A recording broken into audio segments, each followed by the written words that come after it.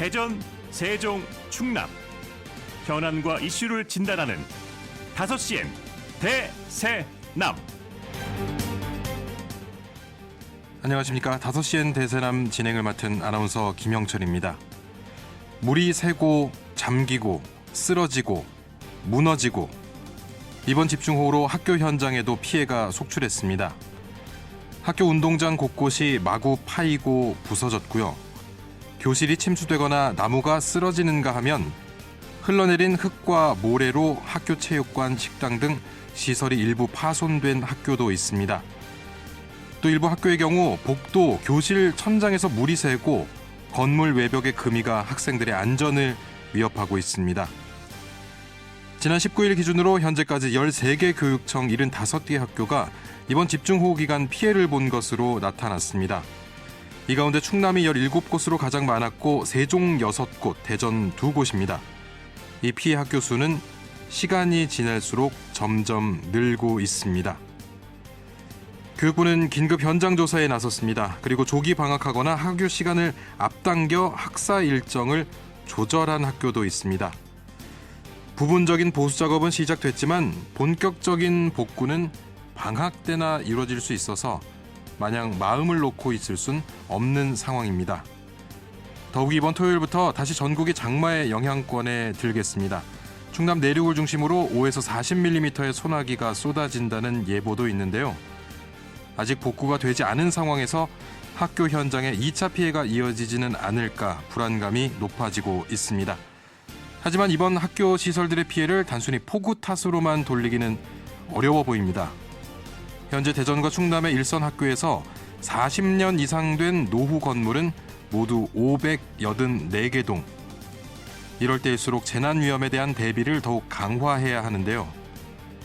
세종에서는 신축 학교마저 이번 집중호우로 누수 등 피해를 입었습니다. 말 그대로 새 건물인데 빗물이 새고 빗물 무게에 못 이겨 천장에 구멍이 뚫리고 벌써부터 이러니 앞으로는 어떻게 견딜지 걱정이 됩니다. 정말 이례적인 폭우 때문인지 아니면 허술한 기초공사로 인한 부실이 낳은 결과인지 정확한 원인 조사가 필요해 보입니다. 피해를 막기 위해 빠른 대처도 중요하지만 비만 막아보자는 땜질식 처방은 해서는 안 되겠습니다. 학생들과 교직원들이 안정적으로 교육 활동을 할 수 있도록 시설물을 점검하고 선제적으로 방제 시설을 보강하는 등 재난에 대비해야겠습니다. 7월 21일 금요일 5시엔 대세남 지금 시작합니다.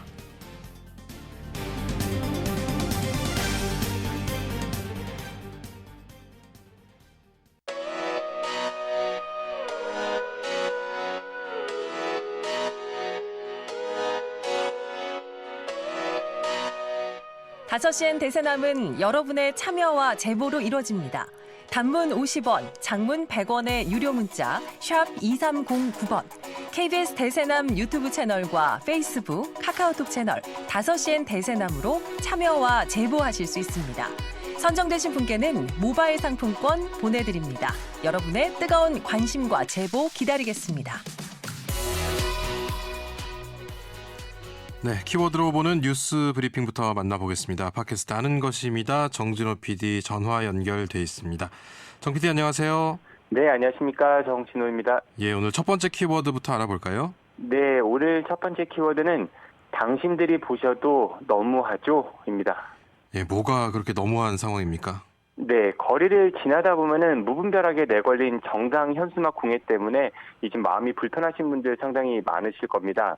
이 정치권이 5개 광고물법을 자신들에게 좀 유리한 쪽으로 바꾸면서요, 이런 현상이 더 벌어지게 된 건데요. 네. 사실 예전에는 아무리 정당이나 정치인이라도요, 이게 지정된 게시대에 현수막을 걸 수 있었고요. 뭐 전당대회나 강연 같은 특정 행사가 있을 때만 한시적으로 행사장 인근에 아주 제한적으로 현수막을 걸 수 있었습니다. 예. 하지만 이 5개 광고물법이 바뀌면서요, 현수막 게시자 주체 그리고 기한 이런 것들을 표시하면은 이 정당이나 정치인은 어디든지 거리 현수막을 걸 수 있도록 바뀌었습니다. 예, 그 이후부터 정말 비교할 수 없을 정도로 전보다 현수막 공해가 심각한데 좀 전에 현수막에 주체나 기한 표시하면 된다고 하셨잖아요. 근데 이거 아주 네, 맞습니다. 작은 글씨로 써 있어가지고 사실 잘 보이지도 않더라고요. 네, 그냥 요식행위일 뿐이지 잘 보지도 않고요. 예. 근데 좀 현수막 내용도 상당히 자극적이거든요.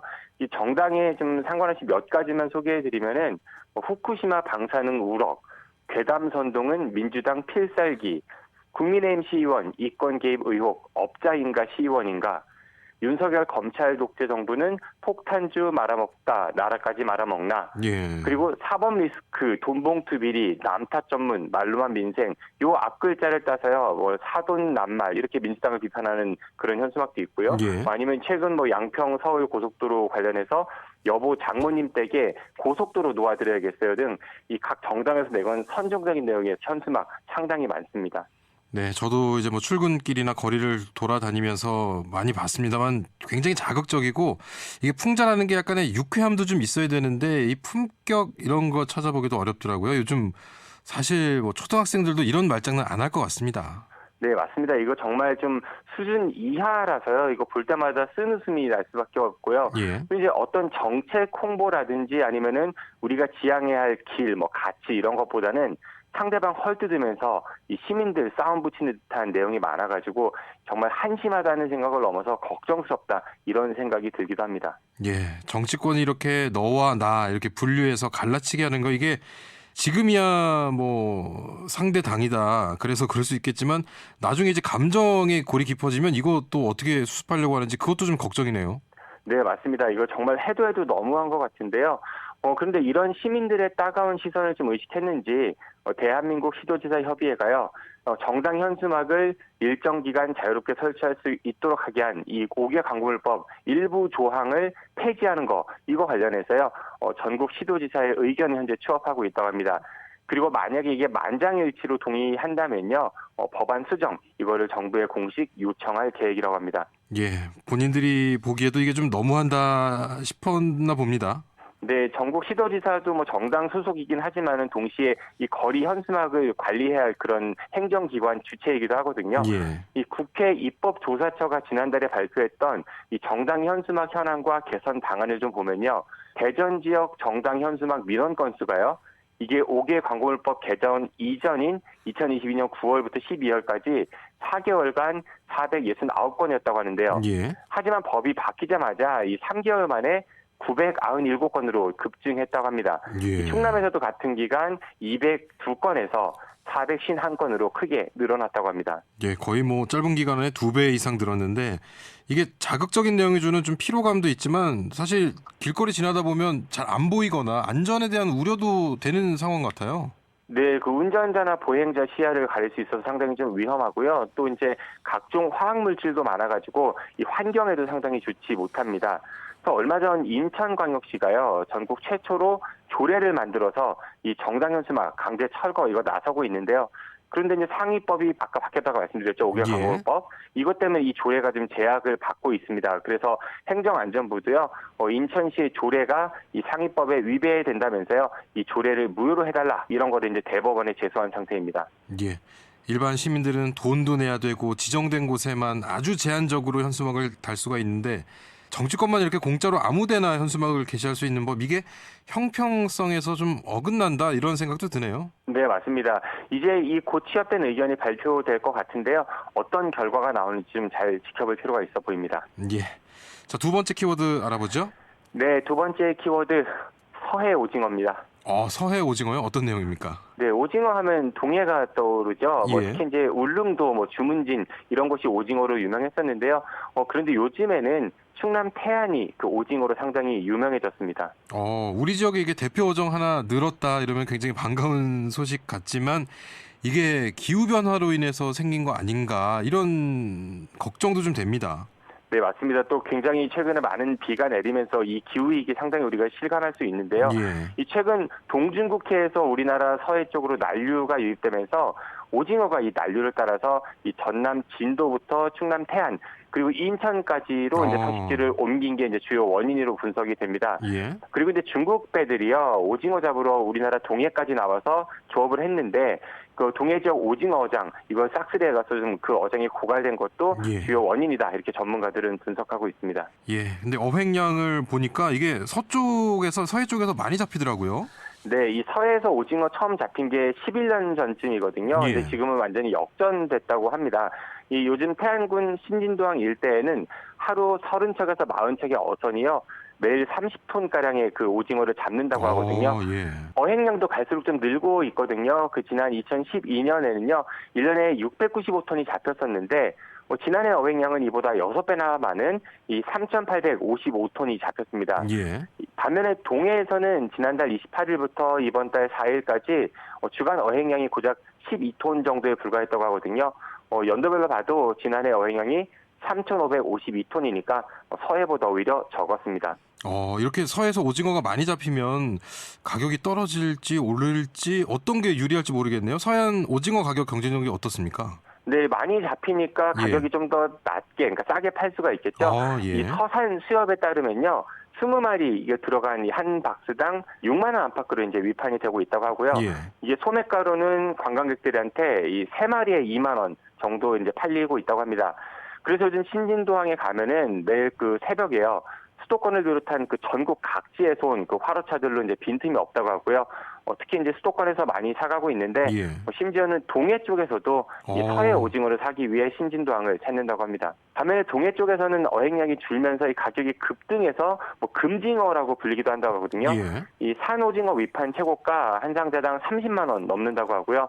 소매가로는 한 마리당 2만 원에서 3만 원 정도라고 하니까 태안보다 무려 3배 이상 비싼 셈인 것이죠. 예, 아무래도 이 태안이 지리적으로 수도권이랑 가까우면서 신선도나 물류비 이런 걸 생각하면 더 이점이 좀 많아 보이긴 합니다.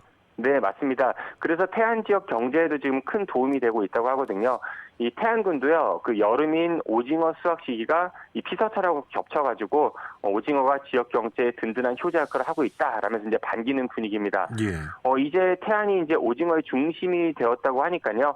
올 여름 혹시 태안으로 휴가 가신다면은 신선한 오징어를 비싸지 않은 가격으로 즐겨보시는 것도 좋을 것 같습니다. 네, 키워드로 보는 뉴스 브리핑 지금까지 팟캐스트 아는 것입니다. 정진호 PD였습니다. 고맙습니다. 고맙습니다.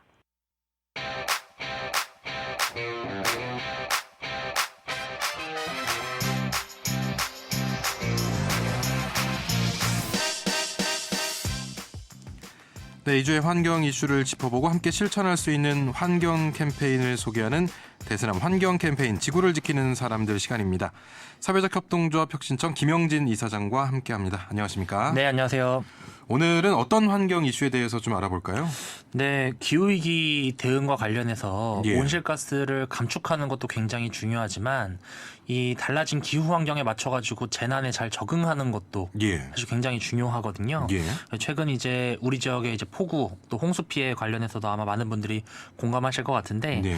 근데 이런 그 적응에 좀 도움이 되고자 그 국가에서 이제 국가 기후위기 적응 강화 대책이라는 것을 만들어서 이제 실천을 합니다. 최근에는 이제 수정안이 좀 개정이 되어가지고 앞으로 적용이 될 텐데요. 오늘은 관련 소식도 좀 전해드리고 예. 또 최근에 이제 이런 기후 재난과 관련해서 우리 사회가 좀 어떤 관점으로 어떻게 대응하고 적응하면 좋을지도 좀 얘기 나눠보겠습니다. 예. 이 국가 기후위기 적응 강화 대책이라고 말씀을 해주셨어요. 네. 이게 어떤 내용들을 담고 있습니까? 그러니까 기후 변화로 인해서 나타나는 여러 피해들이 있습니다. 예. 예를 들어서 이런 홍수와 같은 재난도 마찬가지일 거고요. 예.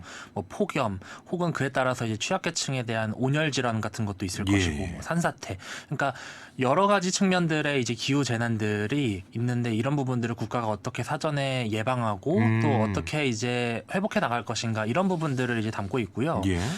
처음에 이제 나왔던 계획은 2010년도부터 시작을 했습니다. 예. 그렇게 해서 이제 5개년마다 계획을 세우고 지난 이제 2020년에 한번 또 장마가 엄청 길게 있으면서 예. 홍수가 많았죠. 그래서 그때 계기로 이제 한 번 더 점검이 돼가지고 지금 이제 3차 계획에 이행 중에 있습니다. 근데 최근 들어서 이제 기후 위기가 점점 가속화되다 보니까 환경부에서 이제 저번 달에 이제 3.5차 계획, 그러니까 3차 계획이 이제 수정 강화본입니다. 예. 그래서 그 부분을 이제 수정해서 내어냈고요. 일단 근데 좀 달라진 지점들은 일단 기후 위기에 따른 이제 취약계층의 보호를 좀 강화하자. 예. 그래서 기후 위기에 대한 위험성이나 혹은 산사태, 홍수, 뭐 폭염 같은 것들이 예정되어 있을 때 취약계층에게 직접 전달할 수 있는 전달 체계들을 좀 강화하자 이런 내용들이 사실 핵심적으로 예. 담겼다고 보시면 될 것 같습니다. 그러면 이제 기후 위기에 대한 대응도 있지만 그 위기로 좀 취약한 분들을 네. 조금 더 살펴보자 이런 네. 내용을 좀 담아냈는데 이게 현실적으로 이번 뭐 장마비만 해도 제방이 무너져서 네, 물바다가 되고 그렇죠. 뭐 지하 차도가 물에 차고 매년 반복되는 일인데 계속해서 일어나고 있습니다. 이게 방제 인프라 이런 거에 대해서 고민을 하고 있다면 네. 이런 것들은 좀 사라져야 되는 것들은 아니었을까요? 그렇죠. 근데 예. 사실은 물론 이제 이번 참사가 인재에 대한 얘기를 많이 하시죠. 예, 맞습니다. 그래서 아직 뭐 결과는 나오지 않았지만 그렇죠. 그런 얘기가 예. 많이 나오죠. 그런데 물론 이제 조금 더 담당자들이 정확하게 이 참사에 대응을 했더라면은 예. 이 피해의 규모 자체가 많이 줄어들었을 것이다라는 것에는 저도 공감을 합니다. 근데 그런 지점에서의 시스템 보완들은 당연히 예. 필요하겠지만 사실은 이제 앞으로의 기후 재난들은 인류가 아무리 철저하게 대비를 하더라도 예. 어느 정도의 피해를 입을 수밖에 없는 거는 기정사실화된 거거든요. 그렇죠. 그러니까 더 이상 예. 이제 사람의 힘으로 이 기후 재난으로부터 오는 피해들을 완전히 막을 수는 없다. 100% 막을 수는 네. 없지만 최소화를 맞습니다. 하자. 예. 네, 그래서 사실은 이번 참사에서 어떤 특정 누군가들의 잘못이나 잘못된 대응들을 지적하는 것은 당연히 맞겠지만 예. 근본적인 원인은 결국에는 이제 인류가 기후 위기를 사실 방치했고 예. 그것에 따라서 조금 더 제대로 대응하지 못한 것들 이런 부분들이 더 부각되어야 된다라는 생각이고요. 그리고 사실은 이제 아까 그 관련 대책들을 좀 얘기를 하긴 했지만 이 대책에 이제 가장 결정적으로 빠져 있는 것들 중에 하나가 이런 기후 재난이 발생하고 나서 이 기후 재난 피해 이 피해들을 어떻게 복구하고 어떻게 예. 회복할 것인가가 사실은 앞으로 더 중요해질 수도 있습니다. 그러니까 예. 이 피해를 줄이는 것도 중요하고 이 피해들을 온전히 회복해 나가면서 이제 이것을 조금 더 회복 탄력성을 높이는 게 필요한데 예. 문제는 이런 기후 재난들은 최근뿐만 아니라 항상 이 피해 복구가 지지부진하고 그렇죠. 네, 또 관련해가지고 예. 사실은 피해를 입으신 분들이 거의 이제 삶의 터전들을 다 잃게 되는 경우들이 굉장히 많기 때문에 예. 그 부분들이 좀 간과되어 있는 부분들은 좀 지적하고 가야 되지 않을까 하는 생각입니다. 예. 올해 피해 입으신 지역들만 봐도 1년 동안 겨우 네. 근데 또 완전 복구가 된 것도 아니에요. 그렇죠. 그런데 또 다시 피해를 보시니까 맞습니다. 점점 힘들어지시는데 이게 지금 뭐 전 세계적으로 봤을 때 우리나라에서 이런 대처나 이런 게 좀 수준이 어느 정도라고 좀 판단을 하세요? 사실은 이제 국가의 경제력에 따라 가지고 예. 이 피해를 회복할 수 있는 여건 자체가 다릅니다. 네. 예를 들어서 파키스탄 같은 경우는 이제 국가의 뭐 3분의 1이 잠겼잖아요. 홍수가 예, 나가지고. 근데 그런 국가들 같은 경우는 사실상 이 피해를 회복하기가 어렵습니다. 아. 그냥 국가 경제 시스템이 무너진 거고. 근데 우리나라 같은 경우는 경제력이 그래도 뒷받침되어 있기 예. 때문에 그나마 이제 이 피해 회복과 관련해서 어느 정도는 되고 있는데 근데 사실은 이제 이런 피해가 계속해서 반복된다는 것은 예를 들어서 언론에서 이제 이게 50년에 한 번 내릴 만한 비다. 예. 100년에 한 번 내릴 만한 비다. 이례적으로 뭐 예. 짧은 기간에 많이 왔다 이런 얘기가 그쵸. 나오거든요. 근데 앞으로 이게 이례적이지 않게 되는 거거든요. 그러니까 아. 이 정도의 비가 예. 사실은 20년도에도 이미 왔었던 거고 그리고 작년에는 태풍으로 한번 왔었던 거고 예. 올해는 아직 사실 장마 기간 다 끝나지도 않았는데 그래서 주말에 또 지금 맞습니다. 내일 비 소식 있고요. 그래서 또 예. 온다는 거거든요. 그러니까 사실은 재난을 대응하는 데 있어서 이게 몇십 년에 한 번 올 만한 비다 이런 표현 예. 자체도 사실 바뀌어야 되고 그거에 따라서 사실은 하천의 안전과 관련된 부분들도 다 기준이 바뀌어야 되는 거죠. 그리고 결정적으로 재난에 대한 피해는 사실 피해 복구가 길어지고 비용이 많이 들기 때문에 예. 점점 피해가 누적이 됩니다. 완벽하게 돌아갔다 다시 네. 피해를 입는 게 아니기 때문에 맞습니다. 그러니까 예를 들어서 예. 우리가 뭐 한 10년 전에 발생한 기후 재난들은 어느 정도 복구했다 치더라도 사실은 20년에 나타났던 그 수해가 예. 아직도 피해 복구가 안 됐거든요. 음. 근데 지금 또 계속해서 수해가 발생한다는 것은 예. 피해가 점점 누적된다는 거고 그거에 따라서 국가의 재정도 계속 투입된다는 거고 예.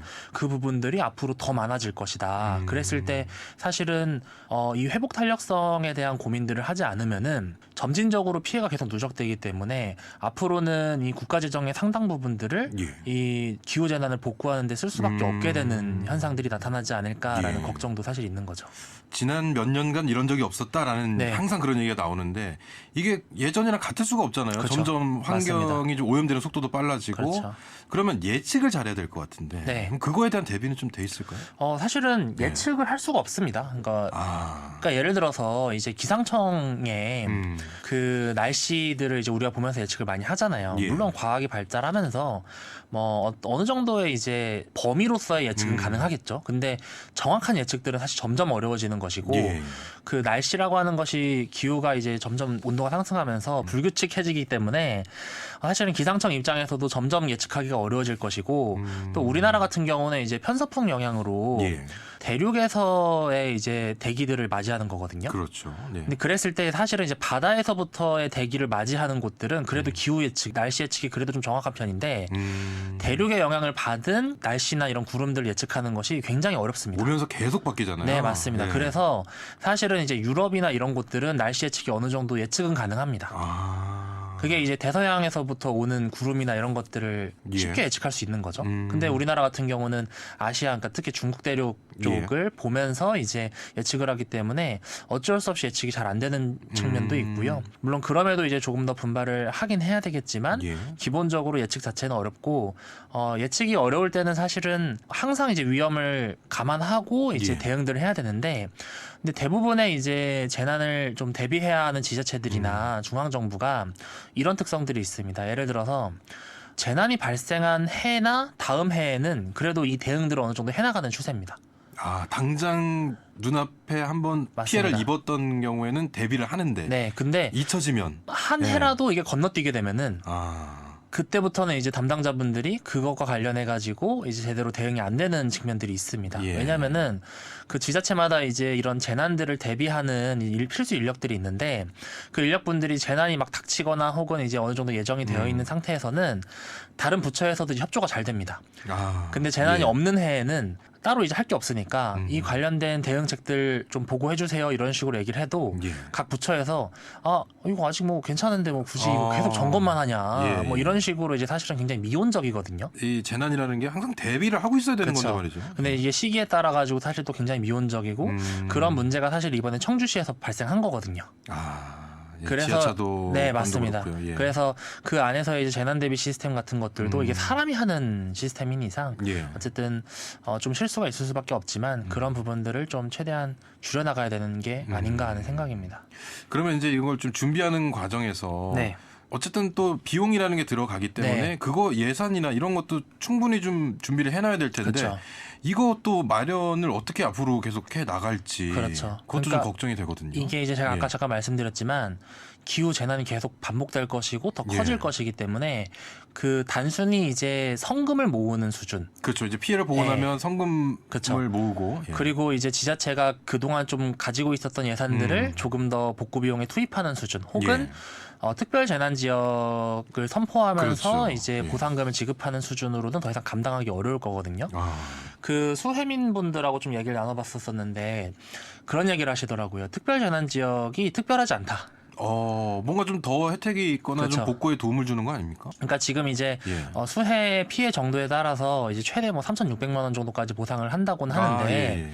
근데 집이 다 무너지고 이제 그 농가가 다 무너진 상황에서 그 정도 그렇죠. 비용들로 사실 회복하기 어렵죠. 그러니까 그런 부분들을 고려해가지고 사실은 국가가 이제 이런 기후 재난을 대비해가지고 매년 일정 부분의 예산들을 적립해 나가는 것도 사실 필요하고 그 재원들을 사실은 추가로 만들어내야 되는 거기 때문에 예. 사회적 합의도 사실 해야 되는 겁니다. 그러니까 예를 들어서 제가 봤을 때는 기후 재난과 관련된 대응 비용들을 만들려면은 증세를 해야 되거든요. 예. 근데 증세 없는 기후 재난 복구는 사실은 거의 어렵다고 보는 거죠. 그래서 사실 뭐 일부 정권에서는 뭐 이권 카르텔의 뭐 여러 비용들을 예. 환수해서 하겠다라고 하는데 물론 뭐 그것도 가능하면 좋겠지만 그것도 한계가 있는 것이고 적극적인 증세나 혹은 적극적인 비용 마련에 대한 대책들도 사실은 이런 재난을 복구하는 과정에서 반드시 예. 논의가 돼야 될 것 같고요. 하나만 좀 더 말씀드리면은 제가 이제 기후재난 복구가 굉장히 지지부진하고 느려진다라고 말씀드렸는데 이 정확한 사례가 하나가 있습니다. 예. 어떤 그러니까 건가요? 그 20년에 이제 용담땡과 예. 관련되어 있는 침수 피해가 있었었죠. 전북 지역 맞습니다. 그래서 사실은 이제 금산이나 뭐 이런 곳도 예. 마찬가지로 피해를 입었었고 우리 지역 이슈인데 이게 이제 그 주민분들이 보상을 청구한 금액과 예. 분쟁을 조정하면서 이제 실제로 지급된 금액이 절반 정도 차이가 나거든요. 실제 이만큼 우리는 줘야 복구가 되는데 네. 반 정도밖에 못 네, 받으신 맞습니다. 거군요. 그러니까 예를 들어서 그때 중앙정부랑 지자체 같은 경우는 어떻게든 사실은 피해 금액들을 낮추려고 노력을 했었던 거고 이제 그 주민분들 같은 경우는 어쨌든 이게 빨리 지급이 되어야 예. 일상으로 다시 회복을 하시니까 그렇죠. 예. 그것에 대해서 적극적으로 요청을 하셨는데 근데 그때 당시에 막 이런 여러 논란들이 있었습니다. 예를 들어서 농촌에서 이제 농사를 지으시는데 보통 다 집에서 물려받은 땅으로 농사를 지으시잖아요. 그렇죠. 예. 근데 그 물려받은 땅이 하천 인근에 있어가지고 거기가 홍수 위험 구역이기 때문에 여기는 보상 지역에서 전체 다 제외된다. 대대손손 물려 그냥 원래 네. 우리 터전이었는데. 그렇죠. 그러니까 그분들은 모르시는 거죠. 여기가 홍수 위험 구역인지도 몰랐던 거고 그것도 모르고 계속 짓고 있었는데 예. 하천이 범람해가지고 물 피해를 입었고 거기서 다 이제 생계가 무너졌는데 그런 구역에서 농사를 지었기 때문에 예. 피해 보상을 할 수 없다. 이런 수준으로 지금 분쟁 논의가 된 겁니다. 그러니까 그 이제 모든 재난복구는 피해 관련된 조사들을 먼저 하고 그것에 따라서 이제 비용들 산출하고 그걸 지급하는데 이 조사 과정과 이제 피해 비용들을 그 집계하는 과정에서부터 분쟁이 워낙 많다 보니까 지금 3년이 지났는데 이게 해결이 안 돼가지고 재판가 있는 상황이거든요. 그러면 이게 자칫 잘못하면은 이번에 수해 피해를 입으신 농민분들 중에서도 이런 사례가 100% 나올 겁니다. 그러면 또 시간이 오래 걸리고. 그렇죠. 근데 사실은 당장 내가 재난을 당했고 예. 모든 수입이 다 끊겨 있는 상황에서 3년 동안 이 분쟁을 계속 지속한다는 것은 예. 사실은 그 사람의 인생에 있어서 절망적인 것이거든요. 그렇죠. 그러니까 우리가 사실은 진짜 집중해야 될 부분들이 그런 지점들이지 않을까라는 걸 좀 말씀드리고 계속해서 저는 이 기후 재난과 관련해서도 자꾸 정쟁으로 발전하는 뉘앙스들이 있는데 예. 그런 부분들의 논의들은 조금 뒤로 하시고 피해를 입으신 분들의 사정이나 혹은 여러 절차적인 부분에서 손봐야 될 지점들은 없는지를 좀 많이 봐주셨으면 좋겠습니다. 예. 그러면 이제 우리나라가 앞으로 어떻게 대응해 나가야 될지에 대한 좀 뭐 제안 이런 네. 것도 마지막으로 부탁드리겠습니다. 일단은 아까 잠깐 말씀드렸지만 돈을 모아야 됩니다. 그러니까 예를 들어서 영국 같은 경우는 지금 이런 사회적 논의를 시작했습니다. 매년 기후 위기에 적응하기 위해서 매년 1조 6천억 원 정도의 기금들을 모아내겠다. 라는 이제 논의들을 시작을 한 거거든요. 예. 근데 이 돈을 모아내겠다라는 것은 예를 들어서 법인세를 높여서 모아낼 수도 있는 것이고 전반적인 사회 비용들을 조정해가지고 모을 수도 있는 것이고 또 다른 세금들을 내서 모을 수도 있는 건데 이런 기금들이 부족하거나 제대로 준비되어 있지 않으면은 아까 말씀드렸던 분쟁 조정도 길어질 수가 있고 피해 보상에 대한 복구도 더 늦어지면서 사실 피해가 더 늘어날 가능성이 높거든요. 그래서 예. 그런 논의들이 좀 필요하지 않을까라는 말씀을 좀 드리도록 하겠습니다. 예. 그리고 마지막으로 환경 캠페인 실전상 짧게 소개를 좀 해주시죠. 네, 그 플로깅 캠페인을 다시 좀 제안을 드릴 텐데요. 예. 플로깅이 이제 조깅도 하면서 이제 쓰레기도 줍는 거잖아요. 최근에 이제 하천이 범람을 하면서 그곳에 쓰레기들 문제가 또 심해지고 있습니다. 예.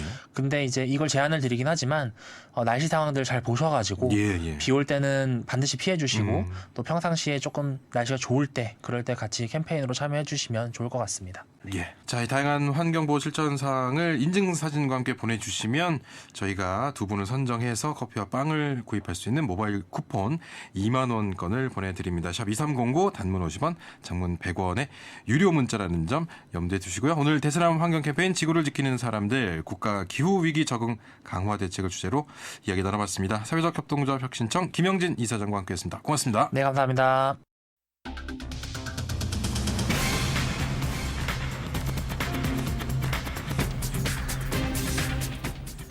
다섯 시엔 지역의 이슈와 현안을 진단합니다. 5시엔 대전, 세종, 충남 지역민의 목소리를 듣습니다. 5시엔 시사라디오, 5시엔 대세남이 있습니다.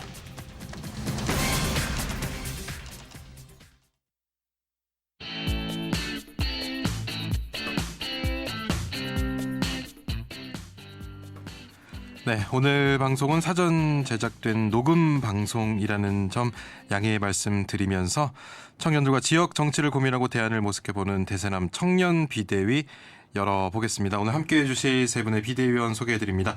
국민의힘 세종시당 전주일 전 청년 대변인, 더불어민주당 대전시당 오송하 청년 대변인, 그리고 특정 당파가 없는 지역의 청년 사업가입니다. 주식회사 뻔뻔한 컴퍼니의 박철상 대표 세 분 모셨습니다. 안녕하십니까? 네, 안녕하세요. 예, 오늘 비가 오다가 좀 많이 더워졌습니다. 세 분들 건강은 괜찮으시죠?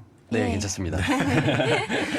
이번 주말에 비 소식이 있어서 사실 걱정이 되긴 하는데 지금 우리 지역 보면은 충남 4개 시군, 세종 이렇게 특별 재난 지역으로 선포가 됐습니다. 세 분들 살고 계신 데는 뭐 피해는 그렇게 많이 없으셨어요? 어떠세요? 제가 살고 있는 집 주변에는 크게 피해는 없었는데 원래 제 고향 그 예. 공주가 공주. 예, 예. 크게 피해를 좀 많이 본 것 같더라고요. 그 예. 마스코트 떠내려갔잖아요. 네, 예. 강가로 이제 떠내려가고 좀 많이 피해를 입으신 것 같아서 아무쪼록 안전하셨으면 좋겠다는 생각이 있습니다. 예. 네, 저는 동구에 거주 중인데 네. 워낙 이게 비가 많이 왔기 때문에 동구 지역에서도 뭐 도로 파손이라든지 아니면 토사가 유출돼서 대피를 해 계신 예. 분들이 있는 걸로 알고 있고요. 근데 뭐 다행히 큰 피해는 없지만 저희가 뭐 대전도 대전입니다만 충남 공주라든지 논산이라든지 또 근처 오송에서도 안타까운 그런 사고들이 있었기 때문에 뭐 예. 굉장히 마음이 아팠던 것 같습니다. 예. 그 세종에서 비가 정말 많이 왔는데요. 예, 예. 다행히 제가 사는 동에는 비 피해가 없었습니다. 다만 인근 오송 지하차도에서 수많은 국민이 목숨을 잃는 예. 재난 사고가 발생해서 이 방송을 통해 삼가 고인의 명복을 빕니다. 예, 이것도 이제 피해 입으신 분들이 아마 계속해서 이제 복구 작업을 하시느라고 더 힘들어지지 않을까 걱정이 되는데 부디 빠른 복구가 좀 되기를 바라겠습니다. 오늘 또 이제 저희 비대위에서 다뤄볼 내용이 정치인들의 행보에 대해서 논란이 조금 있는 부분이 있어요. 뭐 집중호우로 전국적으로 이제 피해가 발생했는데 뭐 자치단체장은 이제 골프를 친 사실 확인이 됐고 뭐 사과를 했습니다만 그리고 또 우리 지역에서도 한 국회의원이 박수를 유도했어요. 이제 뭐 여기 재난 지역으로 선포를 돕겠습니다 했더니 이제 박수 쳐주세요 이런 화면이 좀 나타났거든요.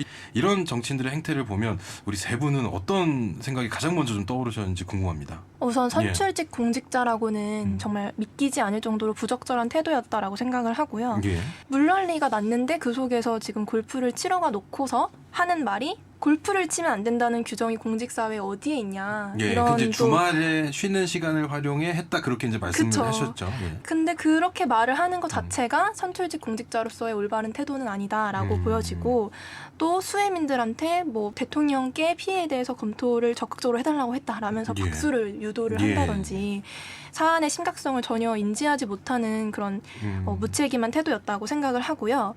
충북지사 발언이 굉장히 또 논란이 되지 않았습니까? 예. 오송 지하차도 침수 사고를 두고서 제가 거기에 현장에 갔다고 해서 상황이 바뀌지는 않는다. 바뀌는 것은 없다고 생각한다라고 이야기를 하셨는데 굉장히 이제 공분을 살 그런 무책임한 태도였고 예. 지탄을 받아야 한다라고 생각합니다. 예. 네, 저도 아무리 같은 당이라도 잘못한 거는 잘못한 거다라고 저는 생각을 해요. 그래서 홍준표 시장님께서 대구에 비 피해가 없다는 이유로 예. 주말에 골프를 나간 것이 정치인으로서 과연 옳은 것인가? 예. 맨 처음에는 사과를 하지 않으셨어요. 그렇죠. 처음에는 예. 약간 당당한 태도를 좀 보여서 그렇죠. 더 이 시민들이 좀 분노를 하셨던 것 같아요. 네, 그래서 예. 트집 하나 잡는다고 뭐 예. 내가 기죽어서 잘못했다고 할 줄이라도 아냐라고 예. 하셨는데 근데 심지어 대선 후보까지 나오신 분이란 예. 말이죠. 이런 분께서 이런 말씀을 하시는 것은 상당히 잘못되었다는 생각이 들고 그리고 비록 뒤늦게 사과를 하시긴 하셨지만 예. 윤리위가 18일 홍 시장에 대한 징계 논의를 직권 개시하기로 한 만큼 예. 저는 향후 그분의 행보가 어찌 될지 좀 지켜봐야 한다고 생각합니다. 예, 뭐 중징계 뭐 이런 이야기도 뉴스를 통해서 나오고 있어서 좀 지켜봐야 되는 상황인 것 같고요.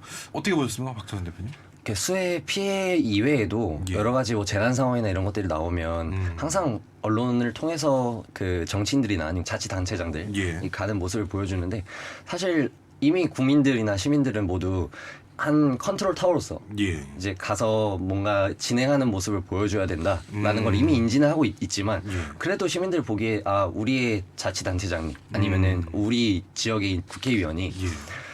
이 정도 신경을 쓰는 모습을 보이는구나라는 것들은 그래도 볼 수 있는 부분인 건데 거기에서 뭐 박수를 유도한다든지 그건 당연히 추진을 해야 되는 일이라고 생각을 하거든요. 피해를 예. 입었을 때. 그러니까 어쨌든 그 현장을 찾아가서 현장을 파악하고 그걸 가지고 대비책을 세우는 그런 모습은 좋으나 거기에서 당연히 해야 될 걸 가지고 박수 받고 뭐 그럴 일은 아니다 이거죠. 네, 그렇죠. 예. 근데 이제 이게 이런 사태가 발생하고 나면은 꼭 이게 네 탓이다. 내 탓 아니다. 정쟁 요소로 삼는 상황들이 보이고 있어요. 뭐 요즘이 아니라 계속해서 있었던 일 같은데 이게 이제 민주당에서는 컨트롤 타워 부재로 인해서 지금 이런 일이 벌어졌다. 환경부에 물 관리 권한을 준 문재인 정부 책임론까지 거론을 하고 있다. 이러면서 이제 여당과 야당 서로에게 좀 떠넘기는 그런 모습들이 나오고 있는데 지금 이런 현상에 대해서는 세 분은 어떻게 보세요? 그러니까 저는 문제가 발생을 하면 그 문제 해결에 집중을 해야지 남 탓을 해서는 안 된다라고 생각을 하는데요. 지금의 대통령실과 정부 여당의 모습은 남 탓하기 바쁘다라는 생각이 듭니다.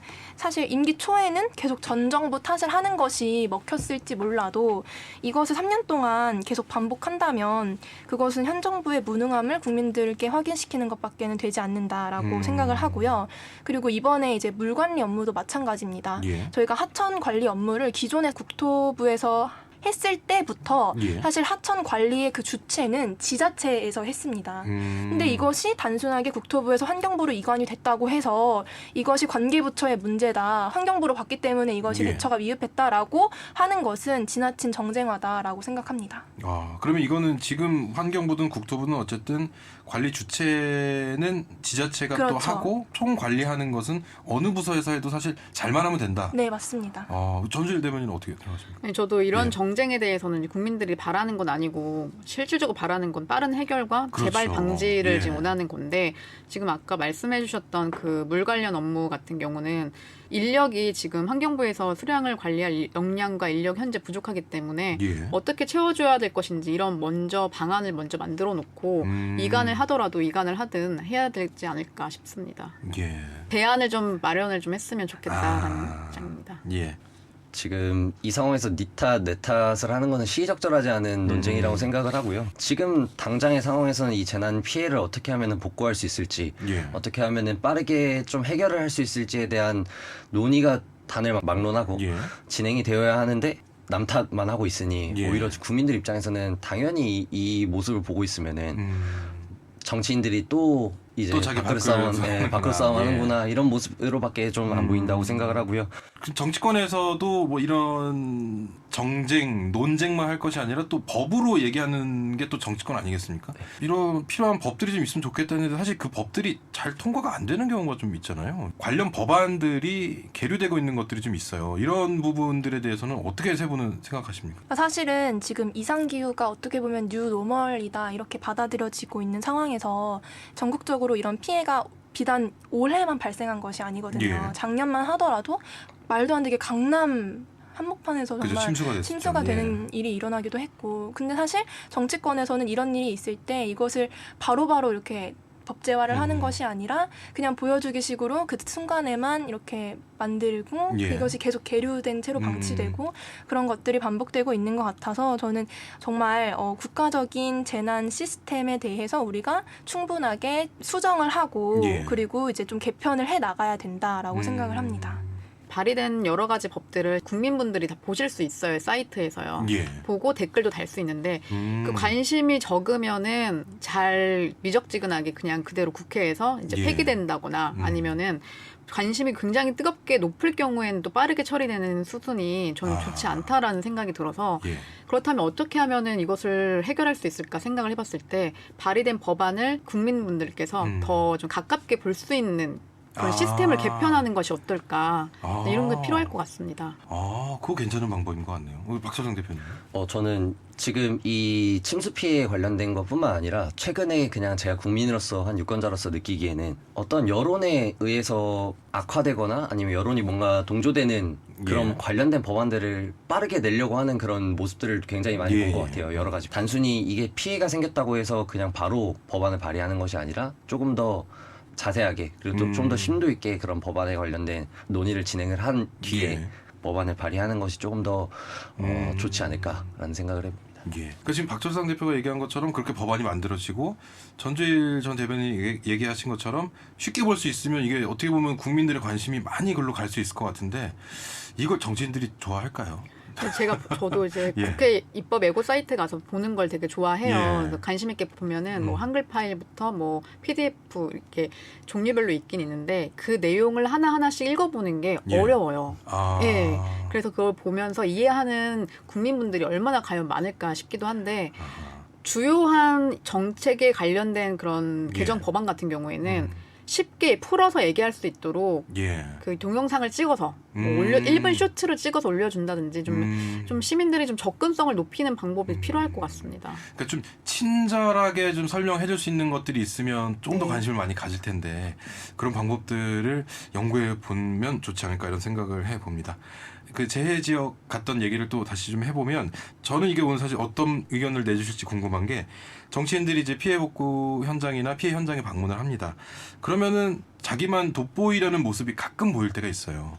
그래서 세 분은 정치인들이 이런 데 가서 이런 매뉴얼대로 좀 일들이 처리되면 어떨까 하는 의견이 있으시면 좀 내주시면은 당에도 직접 건의를 해주셔도 좋을 것 같고요. 어떤 내용들이 있을까요? 예. 저는 생각을 해봤는데요. 예. 첫 번째는 의전 최소화인데 이거는 지금 현 정부에서도 추진 중이라고 들었고요. 아하. 두 번째는 피해 국민들과의 의무 간담회 중심 매뉴얼을 저는 제안을 드리고 싶어요. 일단은 재난 장소는 길도 협소할 뿐더러 관련 작업하시는 분들이 많잖아요. 그렇죠. 예. 근데 그 상황에서 장관 한 명이 나설 경우에 의전 7명에서 8명은 기본적으로 따라붙는데 사진만 찍고 현장을 잠시 둘러볼 정도라면 되려 이제 피해 국민들 입장에서는 불만만 살 수밖에 없는 거죠. 예. 이제 그런 것들을 이제 예방하기 위해서는 피해 국민들과의 의무 간담회를 무조건적으로 추진할 수 있는 방법을 하는 건데요.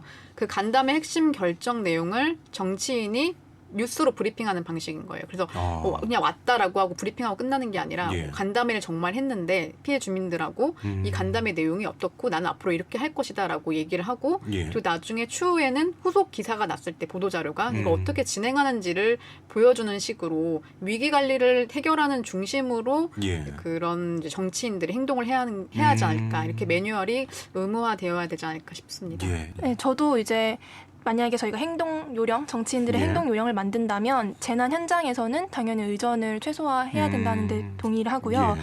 그리고 또 최근에 그 원희룡 장관이 현장에 가서 견인차를 막았던 예, 그 그런 영상이 좀 영상이 나왔죠. 논란이 예. 됐었지 않습니까? 그래서 그런 상황들이 발생되지 않도록 하기 위해서는 그런 정치인의 방문에 따른 별도의 뭔가 현장 브리핑이라든지 혹은 기자회견 같은 것들은 생략되는 것이 맞다.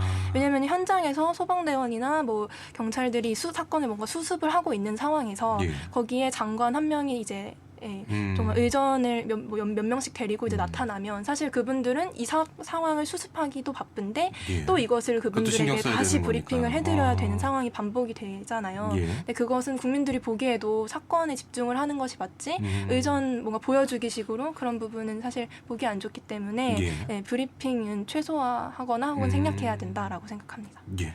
이제 이 재난 대응 매뉴얼뿐만 아니라 예. 여러 가지 행사 같은 것들도 다니다 보면은 이제 의전 때문에 그 행사의 분위기가 굉장히 많이 바뀌는 경우들을 굉장히 많이 봐서 굉장히 뭐 경직될 때도 있고. 네, 맞습니다. 예. 그리고 행사의 주체는 이제 뭐 예를 들어 청년 행사를 한다면 청년들인데 국회의원들이 아니면 높으신 분들이 옴으로써 이제 주체가 바뀌게 되는. 예. 그러니까 결국에는 높으신 분들을 위해서 만들어진 행사 같은 그런 것들을 제가 많이 참가를 해본 것 같아서 그래서 이런 재난 시에도 사실 비슷한 것 같거든요. 예. 제가 생각을 했을 때 만약에 정말 참여가 필요한 그런 컨트롤 타워의 역할을 하신 분이 아니라면 좀 최소화해야 되지 않나라는 그런 생각도 해보고 왜냐하면 그 재난이나 피해 현장 같은 경우는 굉장히 복잡하기 때문에 그런 복잡함을 최소화하기 위해서 그리고 그 이외에 만약에 피해를 해결하기 위해서 뭔가 도움을 줄 수 있는 그런 방안이 있으면 이제 그 국회의원분들이나 아니면 컨트롤 타워를 하시는 자치단체장 같은 경우 분들은 이제 정부와 긴밀한 협의를 할 수 있도록 네, 그런 역할을 최대화시키는 게 가장 좋지 않을까라고 생각해 봅니다. 예. 근데 지금 세 분이 말씀해 주신 것만 해도 그 현장이 많이 좀 간소화될 것 같아요. 할 일 정말 할 수 있고 도움 주실 분들은 열심히 그곳에만 신경 쓸 수 있는 환경이 될 것 같은데 저희가 다 아는 걸 왜 근데 그분들은 모르실까 하는 참 그런 생각이 듭니다. 예. 자, 그럼 다음 주제로 저희가 좀 넘어가 보겠습니다. 저는 이제 또 이 수신료에 대해서 좀 여러분께 좀 궁금한 점이 있어서 여쭤보는데 저는 이제 관련 회사에 다니는 입장으로서 조금 그냥 조심스럽게 여쭤보겠습니다. 분리징수가 이제 되게 됐습니다. 예, 수신료 분리징수에 대해서 세 분은 어떻게 생각하십니까? 저는 수신료 분리징수 자체보다도 그 시행령을 개정하는 과정이 더욱 문제였다라고 생각을 하는 입장이거든요.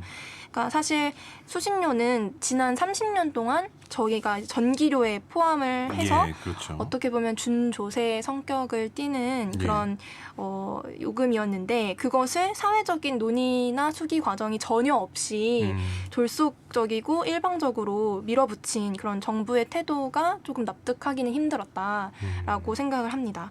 또 사실 뭐 분리징수에 대한 뭐 국민적인 일부의 요구라든지 이런 것들은 존재할 수 있다고 생각을 해요. 예. 근데 시행령을 개정하기에 앞서서 그럼 우리가 분리고지를 한다면 그에 따른 징수는 구체적으로 어떻게 할 것인가. 그러니까 분리징수할 때 누가 그럼 그것을 징수할 것이고 어떻게 할 것인가 이런 예. 고민이 있어야 되고 또 그것이 비용이 증가를 할 텐데 그러면 그 비용 증가에 따라서 국민적인 부담은 어떻게 이제 우리가 감해줄 것인가 이런 것들을 충분하게 의견 수렴을 하는 과정이 필요했다고 생각하는데 그 예. 과정이 전혀 빠져 있었다. 아. 네. 그래서 그 부분이 좀 안타까웠습니다. 예. 저는 일단 집에 TV가 없는 지 10년이 됐어요. 그래요? 네. 그 수신료 안 내고 계십니까? 네네, 수신료를 내고 있지 않다는 뜻인데요. 어. 그러니까 OTT 생태계가 워낙에 예. 잘 되어 있어서 TV 없이도 불편함 없이 살고 있는 이제 MZ 세대들도 많이 늘고 있습니다. 예. 그러니까 국민들의 저는 여론을 얘기를 하고 싶은데요. 여론 또한 분리징수를 원하고 있다는 것인데요. 대통령실에서 온라인 국민 참여 투표는 96%가 찬성을 했고 향후에 OTT가 더욱 발달될 것이고 수신료 분리징수를 강제로 걷는다는 것보다는 예. 국민이 선택할 수 있도록 자유를 주는 것이 옳다고 생각합니다. 예. 다만 아까 이제 오송아 대변인께서 말씀하셨듯이 이것을 어떻게 처리할 것인지에 대한 논의가 좀 필요하지 않았나 이런 아쉬움이 좀 듭니다. 근데 이게 분리징수지 징수가 안 되는 건 아니거든요. 그렇죠. 예. 근데 이제 제 입장에서는 두 번 나눠내면 귀찮을 것 같은데 이제 그 과정에 대한 사실 저도 어떻게 앞으로 될까. 왜냐면 저희 아파트에도 붙어 있어요. 관리비에 포함이 돼 있는데 이거 어떻게 하실 겁니까? 라고 이게 고지서가 하나 더 날아오는 건데 어떤 과정이 앞으로 이어질지 사실 저도 좀 궁금합니다. 저도 지금 논의가 어떻게 될지. 우리 박 대표님은 수신료 내고 계십니까? 저 오성환 아마- 대변님 내시고. 네네, 전 내고 있습니다. 전재 대변님 냅니다. 수상기가 없으시고. 예. 저 TV가 없던 지는 거의 예. 한 10년 됐는데 아마 전기 전기세, 전기요금에. 고지서에 포함이 항상 돼서 나오는 걸로 알고 있어가지고 네 일단은 내고는 예. 있습니다. 근데 아. 저는 이 부분에 대해서 어떤 의견을 가지고 있냐 이게 사실 이해관계가 다 너무 복잡한 것 같다는 생각을 처음엔 했어요. 이 뉴스 기사를 딱 보고 예. 왜냐하면은 일단 정부 입장에서도 이 수신료 분리징수에 대한 제가 느끼기에는 너무 아무런 대안 없이 그냥 바로 시행령을 진행시키지 않았나라는 생각을 해봤고요. 그 KBS 입장에서는 제가 생각했을 때 기존에 어쨌든 KBS도 이제 회사기 때문에 예. 수익 창출을 하고 이거를 통해서 운영을 해야 되는 자금을 마련을 해야 되는 예. 대안이 없는 상태에서 그냥 무작정 진행을 해버린 상태인 거고. 예. 근데 또 국민들 입장에서 생각해 보면 요즘 OTT나 아니면은 온라인 통해서 이제 TV 프로그램을 보는 경우가 훨씬 더 그렇죠. 많아졌기 예. 때문에 국민 입장에서는 당연히 이거를 내가 TV를 보지도 않는데 이거를 내야 되나라는 생각을 하시는 분들도 분명히 예. 많을 거라고 생각을 해서 이게 조금 더 논의가 이루어지고 무언가의 대안이나 대책을 좀 마련한 이후에 예. 이 시행령을 좀 진행을 시켰어야 되는 것이 아닌가라는 예. 생각을 해봅니다. 저도 반성을 하게 됩니다. 예, 공영방송을 보지 않기 때문에 수신료를 왜 내야 되는지 모르겠다 이런 이야기를 저도 심심찮게 듣는데 그때마다 좀 진짜 뼈를 때린다고 하죠. 뼈 아픈 좀 그런 얘기로 들리고. 근데 어쨌든 제도는 시행이 됐습니다. 시행이 되고 분리징수 어쨌든 징수는 됩니다.